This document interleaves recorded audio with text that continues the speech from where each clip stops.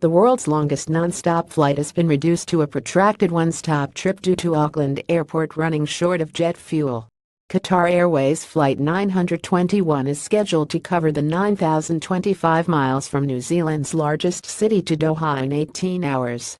But because of what Auckland Airport calls a temporary fuel supply disruption, for the last week it has stopped in Australia to fill its tanks, typically adding 3 hours to the journey time.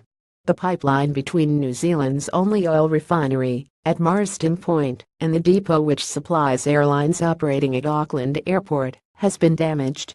As a result, only about a third of the normal usage is being delivered, and oil companies are rationing the amount of fuel they supply. While the pipeline was repaired at the weekend, continuing shortages are affecting flying. Pilots of short-haul flights, such as domestic services or hops across the Tasman Sea to eastern Australia, can tanker fuel, arriving in Auckland with enough on board to operate the return leg. But many long-haul flights are having to make unscheduled stops soon after takeoff from the city in order to fill up. Over the past week, the daily Qatar Airways Boeing 777 to Doha has mainly landed at Adelaide, with some services touching down in Melbourne instead. Both Australian airports are off the most direct track between Auckland and Doha, meaning that the journey is extended. The world's second longest flight also begins in Auckland Emirates' non-stop trip to Dubai, 8,817 miles away. The Airbus A380 used for the service has refueled at either Melbourne or Brisbane. The time spent descending on the ground and ascending again typically adds 2 or 3 hours to the journey. It also increases costs by tens of thousands of pounds, with extra fuel burn, landing charges and wear and tear on the airframe and engines. In addition, passengers who miss their connections because of the longer journeys need to be provided with hotels and alternative flights.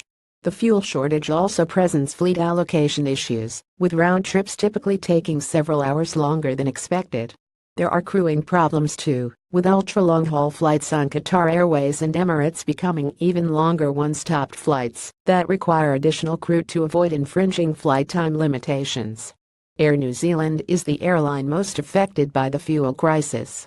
It has managed to keep its flagship Auckland-London service on schedule, with a Boeing 777 fueled for the 6,500-plus miles to the en route stop at Los Angeles.